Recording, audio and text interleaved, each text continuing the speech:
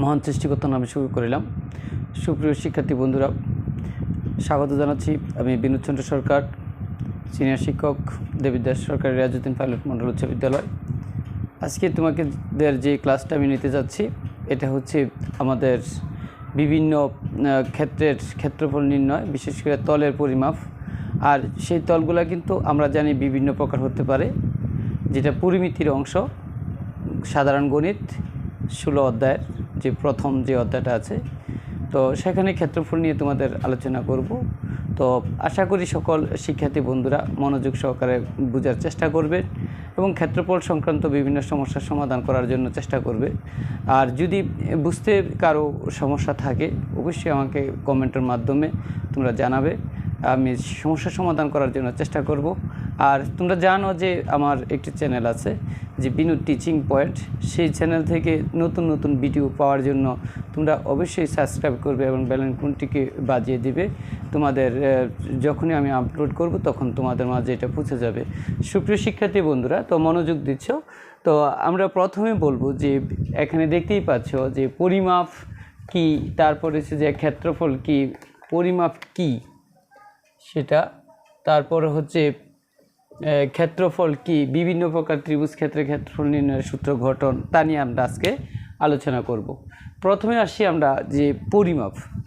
আমরা জানি যে এই পরিমিতি চ্যাপ্টারটা করতে গেলে আমাদের বিভিন্ন ক্ষেত্রের ক্ষেত্রফল নিয়ে আলোচনা করতে হয়। আর এই যে পরিমাপ হচ্ছে পরিমাপকৃত রাশিকে এককের সাথে তুলনা করলে যে মানটা পাওয়া যায় সেটাই হচ্ছে পরিমাপ। মূলত পরিমাপ কথাটা হচ্ছে এমন যে পরিমাপ সমান পরিমাপকৃত রাশি, পরিমাপকৃত রাশি বাই একক রাশি। শিক্ষার্থী বন্ধুরা, এখান থেকে আসলে এই ঘটনাটা কি আমরা যদি আরেকটু বিশ্লেষণ করি, যে লক্ষ্য করো, পরিমাপকৃত রাশি, ধরো আমি এই যে এটার দৈর্ঘ্যটা মাপবো, এটা কতটুকু। সাপোজ এটা আমি যদি দেখি যে এটা ধরো এখানে এটা 1 মিটার, না মিটারে না নিয়ে আমি আরেকটু অন্য চিন্তা করি, ধরো এটা সাপোজ 5 মিটার। এটা যদি 5 মিটার হয়, কিভাবে পরিমাপ করলাম যে এটা 5 মিটার। তাহলে লক্ষ্য করে দেখো, এই 5 মিটার মাপতে গেলে আমাকে যেটা প্রয়োজন, তাহলে 1 মিটার অর্থাৎ এককটা কি সেটা আমাদের জানতে হবে। অর্থাৎ আমাদের এই পরিমাপ করার আগে যে কার সাথে তুলনা করছি সেটাই। তাহলে এখানে 5 মিটার বলতে আমরা বুঝবো, তাহলে এখানে এমন একটা দৈর্ঘ্য আছে যেই দৈর্ঘ্যটাকে আমরা 1 মিটার তুলনা করছি, তার তুলনায় 5টা অংশ, অর্থাৎ 5 গুণ বেশি। এইটাই হচ্ছে যেমন পরিমাপকৃত রাশি, এটা পরিমাপ করব। আর একক রাশি, যেমন লক্ষ্য করো, আমি এটাকে বলছি যে 5 মিটার। তো 5 মিটার হচ্ছে কি, যে 1 মিটারের তুলনায় এটা 5 গুণ, অর্থাৎ এই যে এটা দিয়ে মিটার কাটলে এটা 5 গুণ, অর্থাৎ 1-এর তুলনায় এটা 5 গুণ বেশি। এটি হচ্ছে পরিমাপকৃত রাশিটা একক রাশির তুলনায় 5 গুণ বেশি, এটি হচ্ছে পরিমাপ। তো তাহলে আমরা বুঝতে পারলাম যে পরিমাপ হচ্ছে পরিমাপকৃত রাশি বাই একক রাশি। এইবার আসো যে ক্ষেত্রফল বলতে আমরা বুঝবো, যেমন এই যে আমাদের ভুট্টা, এই ভুট্টা নিয়ে যদি আমরা হোয়াইট ভুট্টাকে যদি বলি, এটা হচ্ছে দৈর্ঘ্য, আর এটা হচ্ছে প্রস্থ। দৈর্ঘ্য এবং প্রস্থ অর্থাৎ দুইটা সূচক, এটা দৈর্ঘ্য হতে পারে, প্রস্থ হতে পারে, হ্যাঁ, অথবা দৈর্ঘ্য হতে পারে, উচ্চতা হতে পারে, অথবা যে কি হতে পারে, এটা প্রস্থ হতে পারে, উচ্চতা হতে পারে। এইভাবে অর্থাৎ দুইটার সূচক নিয়ে গঠিত যে মানটা, অর্থাৎ দুইটা সূচকের গুণফল যেখানে থাকবে সেটাকে আমরা তল বলি। আর এইটাই তলটা যে স্থান দখল করে এটাকে আমরা ক্ষেত্র বলি। অর্থাৎ এখানে তাহলে ক্ষেত্রফল বলতে বোঝাচ্ছে দুইটা দিক আছে, একটা হচ্ছে দৈর্ঘ্য প্রস্থ, অথবা প্রস্থ উচ্চতা, অথবা দৈর্ঘ্য উচ্চতা এরকম দুইটা সূচক সম্মিলিত যে তল বা যে স্থানটা দখল করছে সেটাকে আমরা বলি ক্ষেত্রফল। যেমন এটাকে যদি আমরা বলি দৈর্ঘ্য আর প্রস্থ, তাহলে দৈর্ঘ্য এবং প্রস্থ গুণ করলে আমরা কিন্তু এই তলটা হিসাবে পেয়ে থাকি, তাহলে এটা হচ্ছে ক্ষেত্রফল। তো সুপ্রিয় শিক্ষার্থী বন্ধুরা, এইবার আসো আমরা বিভিন্ন প্রকার, আজকে আমরা যে অধ্যায়টা পড়তে যাচ্ছি বিভিন্ন প্রকার ত্রিভুজ ক্ষেত্রের ক্ষেত্রফল নিয়ে আমরা আলোচনা করব। তাহলে প্রথমে আসি আমরা ত্রিভুজ নিয়ে। যেই ধরনের ত্রিভুজটাকে আমরা নিয়ে চিন্তা করব, প্রথমে আমরা সাপোজ চিত্রটা দেখে একটু স্মরণ করো। আমি নিলাম ধরো এ বি সি। এক্ষেত্রে এটা হচ্ছে একটা সমকোণী ত্রিভুজ। সমকোণী ত্রিভুজের ক্ষেত্রে আমরা কিন্তু আগে থেকে জানি, তোমাদের নিচু ক্লাসে কিন্তু আমি একেবারে বুঝিয়ে দিয়েছি কিভাবে আমরা এটার ক্ষেত্রফল পাই। তাহলে সমকোণী ত্রিভুজের ক্ষেত্রে আমরা এই আনুভূমিকটাকে ভূমি বলি আর লম্বালম্বিটাকে আমরা উচ্চতা বলি। এটা আমরা ভালো করে বোঝা উচিত। এটার উপর ডিপেন্ড করেই আমাদের আরও অন্যান্য ক্ষেত্রে ক্ষেত্রফল আমরা পাবো। যে তাহলে ভূমি ইন্টু উচ্চতা, হাফ ইন্টু ভূমি ইন্টু উচ্চতা। এখানে কিন্তু যে তলটা পাচ্ছি এটা কিন্তু একটা তল, আমরা বলছিলাম দৈর্ঘ্য প্রস্থ নিয়ে গঠিত। লক্ষ্য করো, এটাকে যদি আমরা এরকম আয়তক্ষেত্র আঁকি তাহলে আমরা জানি আয়তক্ষেত্রের ক্ষেত্রফল, এটা আরও বিস্তারিত আলোচনা আছে আমাদের নিচু ক্লাসে তোমাদের করা হয়েছে, যে একক ক্ষেত্রফল যদি নেই, এই একক ক্ষেত্রফলের তুলনায় এটা কত গুণ, তখন আমরা কিন্তু এটা এই আয়তন নির্ণয় করছি। এরকম আমরা কিন্তু দেখেছি একক ক্ষেত্রফলের তুলনায় এটা কত গুণ। তো এইভাবে যদি আমরা একক ক্ষেত্রফলের তুলনায় যত গুণ বেশি হয় তত তার ক্ষেত্রফল। সুপ্রিয় শিক্ষার্থী বন্ধুরা, তোমরা দেখতেছো আমি কিন্তু একটা চিত্র অঙ্কন করছি। তাহলে এখানে লক্ষ্য করো যে আমরা যদি প্রত্যেকটাকে এখানে একক ক্ষেত্রফল ধরি, একক ক্ষেত্রফল বলতে আমরা কি বুঝি? একক ক্ষেত্রফল বলতে আমরা বুঝি যে যার দৈর্ঘ্য এক, প্রস্থ এক, অথবা যার দৈর্ঘ্য এক, উচ্চতা এক, অথবা যার প্রস্থ এক, উচ্চতা এক। এই ক্ষেত্রে আমরা বলবো, যদি এটা দৈর্ঘ্য আর প্রস্থ নিয়ে আমরা বলি, একটা বর্গ আকৃতি ক্ষেত্র যার দৈর্ঘ্য এক, প্রস্থ এক, তাহলে এটা হয়েছে 1 বর্গ মিটার। এক বর্গ যদি মিটার ধরি তাহলে মিটার। তাহলে এখানে কিন্তু এইটার তুলনায় তাহলে এটা কত গুণ? 1 2 3 4 5 6। তাহলে এটা দৈর্ঘ্যটা 6 গুণ আর প্রস্থটা 1 2 3 4 5, এটা হচ্ছে 1 2 3 4 5, তাহলে 5 গুণ। সুতরাং 5 6 30, এটা হচ্ছে 30 বর্গ একক। আমরা লিখতে পারি কি, এটা হচ্ছে 6 আর এটা হচ্ছে 5, সুতরাং 6 গুণ 5 ইজ ইকুয়াল টু 30 বর্গ একক বা বর্গ মিটার। তাহলে এখানে লক্ষ্য করো, এইভাবে কিন্তু আমরা একক ক্ষেত্রফলের সাথে তুলনা করে, তো যে একটু আগে বলছিলাম পরিমাপ করেছিলাম যে এটা সম্পূর্ণটা কয়টা ক্ষেত্রফল বিশিষ্ট আছে, তাহলে এখানে 30টা ক্ষেত্রফল আছে। সুতরাং এই হিসেবে কিন্তু আমরা আয়তক্ষেত্রের ক্ষেত্রফল নির্ণয় করেছিলাম। এখন এই আয়তক্ষেত্রের কর্ণ যদি আমরা যোগ করি, তাহলে লক্ষ্য করো আয়তক্ষেত্রের প্রত্যেকটা কোণ সমকোণ, তাহলে কর্ণ যোগ করলে এটা কিন্তু কর্ণ দুইটা সমকোণে বিভক্ত করে। তাহলে এখানে এটা যদি 6 আর এটা যদি 5 হয়, তাহলে লক্ষ্য করো, তাহলে এটা হচ্ছে ভূমি আর 5 হচ্ছে উচ্চতা। সুতরাং এইটার অর্ধেক কিন্তু হাফ ইন্টু এই আয়তক্ষেত্রের অর্ধেক যদি আমরা নেই, তাহলে ত্রিভুজের ক্ষেত্রফল আমরা পেয়ে যাচ্ছি। অর্থাৎ ত্রিভুজের ক্ষেত্রফল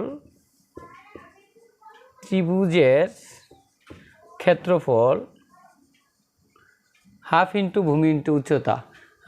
এককটা হবে বর্গ একক। অর্থাৎ সমকোণী ত্রিভুজের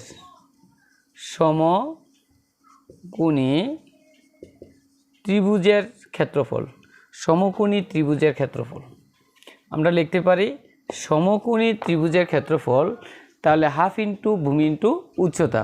তাহলে আমরা একটা পেয়ে গেলাম, অর্থাৎ সমকোণী ত্রিভুজের ক্ষেত্রফল পেয়ে গেলাম। সমকোণী ত্রিভুজের ক্ষেত্রফল, তাহলে আমরা প্রথমে একটা নির্ণয় করলাম, সমকোণী ত্রিভুজের ক্ষেত্রফল। তাহলে শিক্ষার্থী বন্ধুরা মনে থাকবে তো, সমকোণী ত্রিভুজের ক্ষেত্রফল, সমকোণী ত্রিভুজের ক্ষেত্রফল হচ্ছে যদি আয়তক্ষেত্রের সাথে তুলনা করি তাহলে এটা অর্ধেক হয়ে যায়, তাহলে হাফ ইন্টু ভূমি ইন্টু উচ্চতা। তাহলে সমকোণী ত্রিভুজের অর্থাৎ যে ত্রিভুজের উচ্চতা এবং ভূমি দেওয়া থাকবে, যে ত্রিভুজের উচ্চতা এবং ভূমি দেওয়া থাকবে, তাহলে ওই ত্রিভুজের ক্ষেত্রফল হচ্ছে হাফ ইন্টু ভূমি ইন্টু উচ্চতা। তাহলে এই মূল কথাটা কিন্তু জেনে রাখবা যে ত্রিভুজের ভূমি এবং উচ্চতা দেওয়া থাকবে ওই ত্রিভুজের ক্ষেত্রফল হচ্ছে হাফ ইন্টু ভূমি ইন্টু উচ্চতা। তাহলে এখন গেল আমাদের এটা।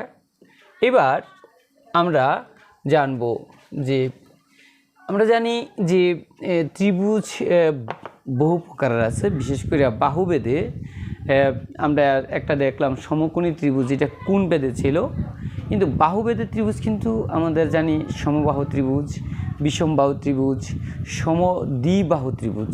তো এবার আসো বন্ধুরা আমরা আরেকটা ত্রিভুজ ক্ষেত্রের ক্ষেত্রফল জেনে নেই, যেখানে কোণ বেদের হিসাবে, অর্থাৎ ত্রিভুজের দুইটা কোণ এবং ওই কোণের অন্তর্ভুক্ত দুইটা, ত্রিভুজের একটি কোণ এবং অন্তর্ভুক্ত দুটি বাহু দেওয়া আছে। তাহলে লক্ষ্য করো, এবার আমরা 1 নম্বরে গেল সমকোণী ত্রিভুজ, সমকোণী ত্রিভুজের ক্ষেত্রফল আমরা এটা দেখেছি হাফ ইন্টু ভূমি ইন্টু উচ্চতা। এবার আমরা দেখব যে ত্রিভুজের দুটি বাহু, ত্রিভুজের দুইটি বাহু এবং ওই বাহু সংলগ্ন, ওই বাহুদ্বয়ের অন্তর্ভুক্ত কোণ, ওই বাহুদ্বয়ের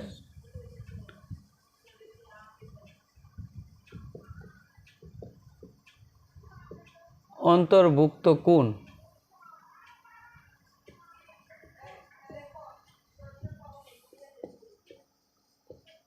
দেওয়া থাকলে ত্রিভুজের ক্ষেত্রফল।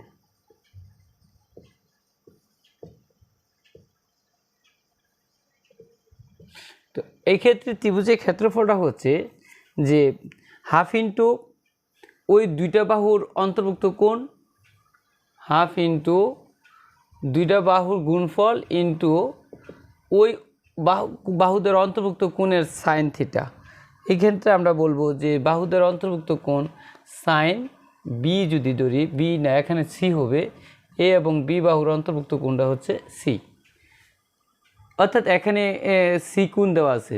আমরা একটা চিত্র আঁকি, লক্ষ্য করো, মনে করো আমরা এটাকে সি ধরি, এটাকে এ ধরি, এটাকে বি ধরি। তাহলে বন্ধুরা একটু চিন্তা করো, অথবা এটাকে ধরি এ, এটাকে ধরি বি, একটু চিন্তা করো।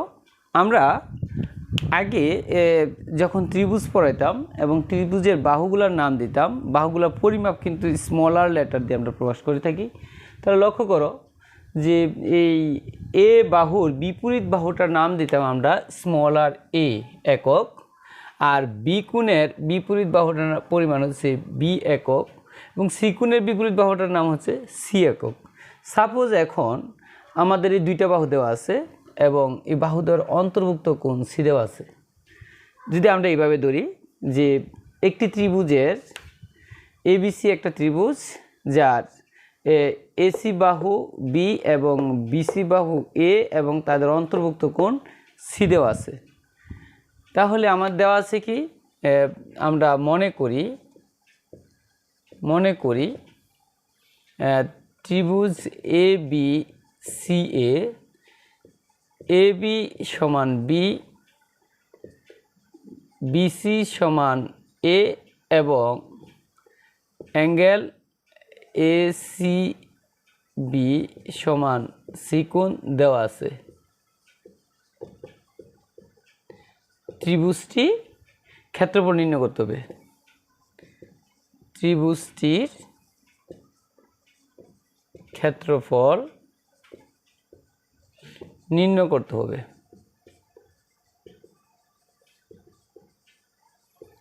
তো লক্ষ্য করো বন্ধুরা, আমরা কিন্তু এখানে মুখস্থ বিদ্যা লিখে ফেলেছি half into A B into sign C. তো এখন প্রমাণটা করতে গেলে আমাদের যেটা প্রয়োজন হয় এটা হচ্ছে আমরা এ বাহু থেকে একটা লম্ব টানি। তো এখানে যদি আমরা লম্ব টানি, ধরে নিলাম এটা হচ্ছে এইচ, এটাকে আমরা ডি ধরলাম। তো এখানে যদি ডি ধরি তাহলে এখানে লক্ষ্য করো এই সবটা কিন্তু এ। তো এখন এইচ বি এবং এই কোণ এর সাথে সম্পর্ক লক্ষ্য করি, এটা কিন্তু এখন লম্ব টানাতে আমরা কি করলাম যে এ বিন্দু থেকে সিডি রেখার উপর বিসি রেখার উপর এডি লম্ব টানি। ফলে লক্ষ্য করো ত্রিভুজ A B A C D একটি সমকোণী ত্রিভুজ উৎপন্ন হয়। সমকোণী ত্রিভুজ উৎপন্ন হলো,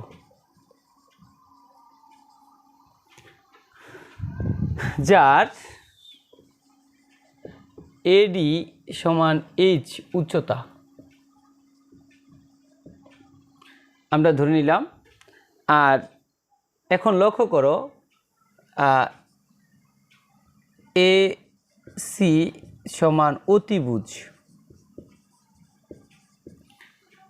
আর বিবিচ্য কোণ হচ্ছে যে সি। তো এখন আমরা ত্রিকোণমিতিক কতিপয় সংজ্ঞা হতে কি জানি যে অতএব ত্রিভুজ এ সি ডি এ ত্রিকোণমিতিক কতিপয় সংজ্ঞা হতে ত্রিকোণমিতিক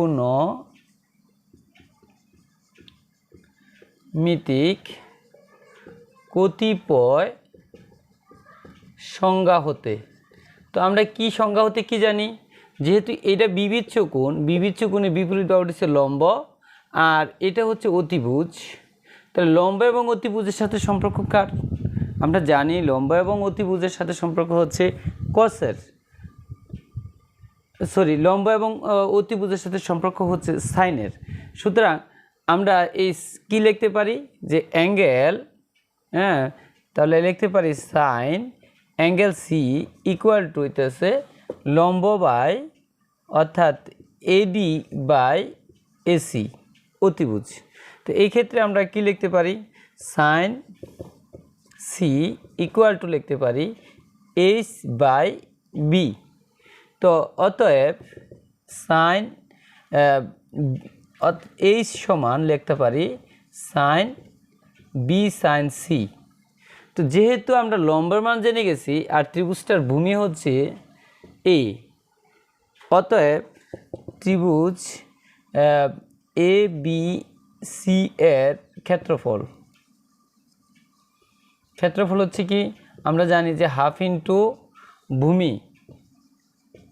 ভূমি ইন্টু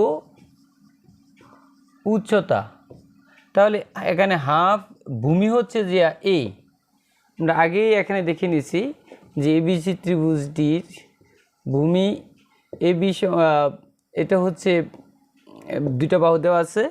তাহলে এই ক্ষেত্রে এটা হচ্ছে ভূমি যদি ধরি, এটা যদি উচ্চতা ধরি তাহলে তার ক্ষেত্রফলটা হাফ ইন্টু ভূমি হচ্ছে এ আর উচ্চতা হচ্ছে এইচ। সুতরাং হাফ ইন্টু এইচ এর মান হচ্ছে বি সাইন সি। অর্থাৎ আমরা এখানে পেয়ে গেছি যে হাফ ইন্টু দুইটা বাহু এবং বাহুদ্বয়ের অন্তর্ভুক্ত কোণের অনুপাত সাইনের অনুপাত।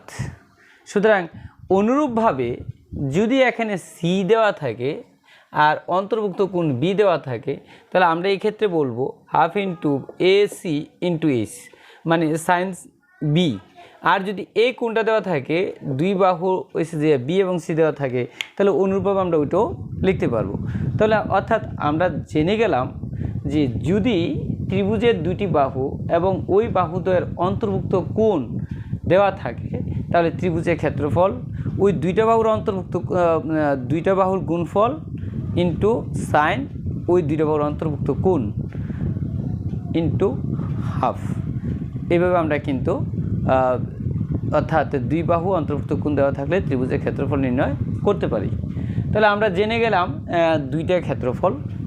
এবার আমরা জানব সমদ্বিবাহু ত্রিভুজের ক্ষেত্রফলের সূত্রটা কি।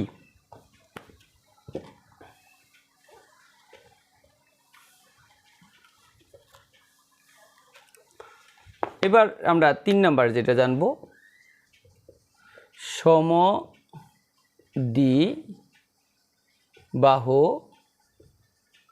ত্রিভুজের ক্ষেত্রফল নির্ণয়। তো লক্ষ্য করো, আমরা সমদ্বিবাহু ত্রিভুজ বলতে বুঝি যে ত্রিভুজের দুইটা বাহু সমান, ধরো এই বাহুটি বাহুটা সমান, আমরা নাম দিই ABC। তাহলে AB সমান AC। এখানে আমরা সমাধানটা যদি নেই, ত্রিভুজ ABCA AB সমান AC, অর্থাৎ এই দুইটা বাহু সমান, যাদের পরিমাণ আমরা A ধরলাম, আর BC হচ্ছে ভূমি। তাহলে তৃতীয় বাহুটা BC সমান B। এটাকে আমরা ইচ্ছা করলে পরিমাপ যেহেতু দিচ্ছি একক নিতে পারি, এটা একক লিখতে পারি। ক্ষেত্রফল আর সাধারণত বর্গ একক যদি একক হয়, তাহলে এখানে লক্ষ্য করো এটা তাহলে ভূমি। শিক্ষার্থী বন্ধুরা দেখো, তাহলে এটা হচ্ছে B, এটা A, এটা A। তো এখানে এই কথাটা তোমার জানা থাকবে, কিছু জ্যামিতিক জ্ঞান রাখতে হবে যে প্রমাণ করতে যাইয়া আমার একটা উচ্চতা, আমরা কিন্তু প্রথম মূল যে নিয়াটা সমকোণী ত্রিভুজের ক্ষেত্রফল হাফ ইন্টু ভূমি ইন্টু উচ্চতা, সেই সূত্রটা কিন্তু আমাদের খেয়াল রাখতে হবে। আমরা কি করলাম, এটার উপর একটা লম্ব টানব। লম্ব টানার উদ্দেশ্যটা হচ্ছে যে আমাদের উচ্চতাটা বার করতে হবে। তো লক্ষ্য করো, যদি উচ্চতা এটা নেই তাহলে এটা সমকোণ। সুপ্রিয় শিক্ষার্থী বন্ধুরা, এখানে আরেকটা সূত্র তোমাকে মনে রাখতে হবে যে সমদ্বিবাহু ত্রিভুজের সমবাহুর যে মিলিত স্থান থেকে যদি, অর্থাৎ শীর্ষকোণ থেকে যদি আমরা ভূমির উপর লম্ব টানি, তাহলে ওই ভূমিটা ওই বাহুটাকে মানে ভূমিটাকে ওই লম্বটা ওই ভূমিটাকে সমান দুই ভাগে ভাগ করে, তাহলে ওই সূত্র অনুসারে এই জায়গাটা হচ্ছে হাফ অফ বি, এই জায়গাটা হাফ অফ বি। তো এখানে আমরা যদি এখন পিথাগোরাসের উপপাদ্যটা প্রয়োগ করি যে এ বি, অর্থাৎ এটা হচ্ছে অতিভুজ, এটা হচ্ছে ভূমি, এটা হচ্ছে লম্ব, তাহলে অতিভুজ ভূমি লম্ব পিথাগোরাস উপপাদ্য অনুসারে আমরা কিন্তু এখানে কি করতে পারি, এই ত্রিভুজের উচ্চতাটা বের করতে পারি। তাহলে এখন দেখো, যেহেতু আমরা এখানে কোণের পরিমাপ দেওয়া নাই, কোণের পরিমাপটা যদি দেওয়া থাকতো তাহলে আমরা কিন্তু এই দ্বিতীয় সূত্রটা দিয়ে বার করে নিতে পারতাম ক্ষেত্রফলটা। তো এখানে তাহলে উচ্চতার মানটা বার করতে হবে। তো এখানে এই কিছুটা অঙ্কন প্রমাণের জন্য আমরা অঙ্কন যদি নেই যে এই বিন্দু থেকে, এই কথাগুলো একটু মনে রাখতে হবে, বিসি বাহুর উপর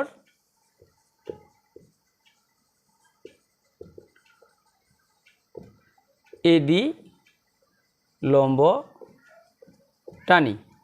তো লম্ব টানা হলো, ফলে এখন আমরা প্রমাণে যাই যে এখন ত্রিভুজ এ বি ডি এ অ্যাঙ্গেল এ ডি বি সমান 90 ডিগ্রি এবং BD is equal to half of B, অর্থাৎ b/2 একবার লিখে ফেলি আমরা যে হাফ অফ বিসি সমান b/2।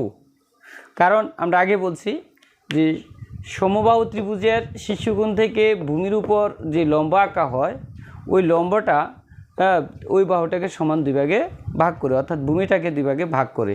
তাহলে যেহেতু বিসি সমান বি, তাহলে এটার অর্ধেক বিডি সমান হাফ অফ বি। এখন অতএব এ বি ডি সমকোণী ত্রিভুজ হতে পিথাগোরাসের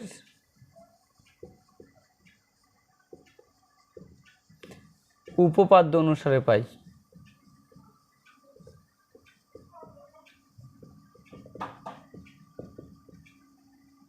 তাহলে কি পাই? পিথাগোরাসের উপপাদ্য অনুসারে আমরা জানি যে অতিভুজ স্কোয়ার সমান লম্ব স্কোয়ার প্লাস ভূমি স্কোয়ার, অর্থাৎ আমরা লিখতে পারি A D square plus BD square equal to A B square. এখানে এডি হচ্ছে লম্ব, বিডি হচ্ছে ভূমি, আর এ বি হচ্ছে অতিভুজ। তাহলে অতিভুজ স্কোয়ার সমান লম্ব স্কোয়ার প্লাস ভূমি স্কোয়ার। আমার দরকার এডি এর মান, অর্থাৎ এসি স্কোয়ার প্লাস বিডি হচ্ছে বি/2, তাহলে মান বসিয়ে দিলাম, আর এ বি হচ্ছে এ, সুতরাং এ স্কোয়ার। বন্ধুরা একটু ক্যালকুলেশনটা ভালো করে দেখো। তাহলে এসি স্কোয়ার সমান এ স্কোয়ার প্লাস, এখানে কিন্তু ওই পাশে গেছে এটা মাইনাস হয়ে যাবে, বি স্কোয়ার বাই 4, বা AC square is equal to, আমরা দেখতে পাচ্ছি যে 4a square minus B square by 4। অতএব এইচ ইজ ইকুয়াল টু √, আমরা এটা একটু লাইনে দেখাই অন্যদিকে, তাহলে পাচ্ছি কি পাচ্ছি, বা এইচ ইজ ইকুয়াল টু √, এখানে 4a square minus B square by 4। এখানে লক্ষ্য করো, যেহেতু এটা আমরা কি করতে পারি, দৈর্ঘ্য আমরা ঋণাত্মক বর্গমূল করলে কিন্তু ঋণাত্মক আসার কথা, যেহেতু দৈর্ঘ্য আমরা শুধু ধনাত্মক মান নেব, এটাকে লেখা যায় √, 4a square minus B square by 2। তাহলে আমরা এইচ এর মান পেয়ে গেছি, অর্থাৎ উচ্চতার মান পেয়ে গেছি। যদি উচ্চতা পেয়ে যাই, ভূমি কিন্তু আমাদের বি আছে, এইটা কিন্তু বি, এই ভূমির মান যেহেতু আছে, তাহলে আমরা অতএব ত্রিভুজ ক্ষেত্র এ বি সি, আমরা সূত্রটা যদি নেই, হাফ ইন্টু ভূমি ইন্টু উচ্চতা, তাহলে এখানে আমরা মান বসাই দিতে পারি হাফ ইন্টু ভূমি হচ্ছে কি বি, ইন্টু উচ্চতা হয়েছে এখানে এইচ। তাহলে এইচের মানটা যদি আমরা বসিয়ে দিই, তাহলে হাফ ইন্টু ভূমি হচ্ছে বি, উচ্চতা হচ্ছে √, 4a square minus B square by 2। Total ক্ষেত্রটা আমরা লিখতে পারি b/4 √, 4a square minus B square বর্গ একক। সুপ্রিয় শিক্ষার্থী বন্ধুরা, দেখা যায়, তাহলে আমরা কি পাচ্ছি যে b/4 √, 4a square minus B square বর্গ একক, অর্থাৎ সমদ্বিবাহু ত্রিভুজের ক্ষেত্রফল আমরা কি লিখতে পারি, সমদ্বিবাহু ত্রিভুজের ক্ষেত্রফল ইকুয়াল আমরা লিখতে পারি b/4 √, 4a square minus B square বর্গ একক। তাহলে আমরা কি এখানে সমদ্বিবাহু ত্রিভুজের ক্ষেত্রফল নির্ণয় করলাম। এবার কত মিনিট, আমরা সমদ্বিবাহু ত্রিভুজের ক্ষেত্রফল নির্ণয় করলাম। আমরা আরেকটা ক্ষেত্রফল নির্ণয় করব আজকে, যে সমবাহু ত্রিভুজের ক্ষেত্রফল। শিক্ষার্থী বন্ধুরা, তোমরা কিন্তু কৌশলটা বুঝতে পারতেছো, এখানে উচ্চতাটা বার করে নিতে হবে। ঠিক অনুরূপভাবে আমরা সমবাহু ত্রিভুজের ক্ষেত্রফল নির্ণয় করার কৌশলটা জানবো। আমরা অবশ্যই সূত্রটি মুখস্থ রাখতে হবে, সাথে অবশ্যই কৌশলগুলো মনে রাখতে হবে। 4 নাম্বার হচ্ছে সমবাহু ত্রিভুজের ক্ষেত্রফল নির্ণয়। আমরা এই নির্ণয় করব। তো সমবাহু ত্রিভুজ তো আমরা জানি যে ত্রিভুজের 3টা বাহু পরস্পর সমান। সাপোজ আমরা এই ত্রিভুজটিকে নিলাম, লক্ষ্য করো, মনে করি এটা একটা এ বি সি যার প্রত্যেকটা বাহু সমান। তো এখানে আমরা সমাধানে যাই। মনে করি A B C ত্রিভুজে A B সমান এসি সমান বিসি সমান এ একক। তো